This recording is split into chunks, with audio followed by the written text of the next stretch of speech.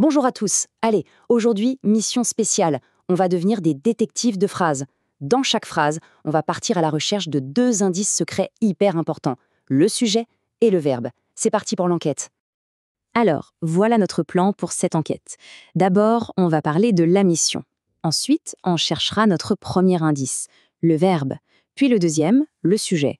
On verra aussi une question clé, une super astuce, et à la fin, on découvrira le secret de l'accord. En route!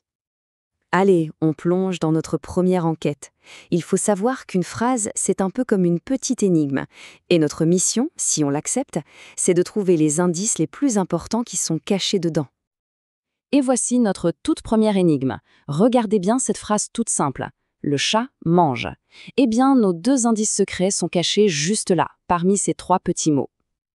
Ok, on commence avec le premier indice. C'est souvent le plus facile à repérer. C'est le mot qui bouge, le mot qui décrit l'action. En grammaire, ce mot-là, on l'appelle le verbe. Le verbe, c'est vraiment le mot de l'action. C'est lui qui nous raconte ce qui est en train de se passer dans la phrase. On peut dire que c'est un peu le moteur de la phrase. Sans lui, il ne se passe rien. Revenons à notre phrase. Le chat mange. Alors, l'action ici, c'est quoi? Que fait le chat? Il mange.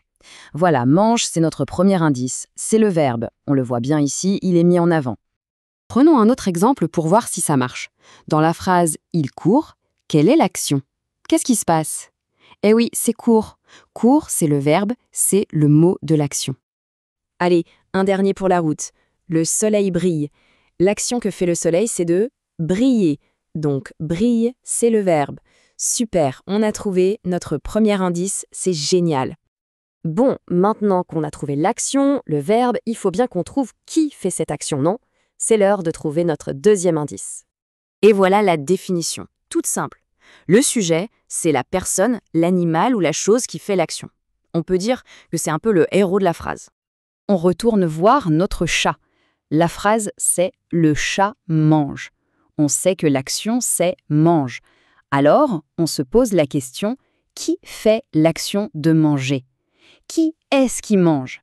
La réponse est évidente, c'est le chat. Eh bien, le chat, c'est notre deuxième indice, c'est le sujet. Un autre exemple. Elle court vite. L'action, c'est court. Alors la question qu'on se pose, c'est qui est-ce qui court? C'est elle. Elle est donc le sujet de la phrase. Facile, non?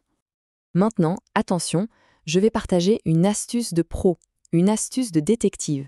C'est une question secrète qui permet de trouver le sujet à tous les coups, sans jamais se tromper. Voici la méthode en 3 étapes. C'est tout simple. Première étape, on trouve le verbe, l'action. Par exemple, dans « le chat dort », le verbe, c'est « dort ». Deuxième étape, juste avant ce verbe, on pose la question magique. Qui est-ce qui? Ce qui nous donne « qui est-ce qui dort ?» Et troisième étape, la réponse à cette question, c'est le sujet. Donc, qui est-ce qui dort? Le chat. Le chat est le sujet. Cette technique, elle marche à chaque fois. Et maintenant, le plus intéressant. Nos deux indices, le sujet et le verbe, ils ne sont pas juste posés là, l'un à côté de l'autre. Non, non, ils ont une connexion secrète. Ils sont comme des partenaires qui doivent toujours être d'accord. Regardez bien ça. À gauche, on a un seul chat. Le verbe est « mange ».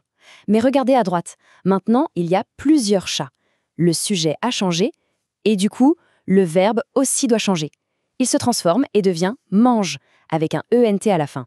C'est ça le secret. On dit que le verbe s'accorde avec le sujet.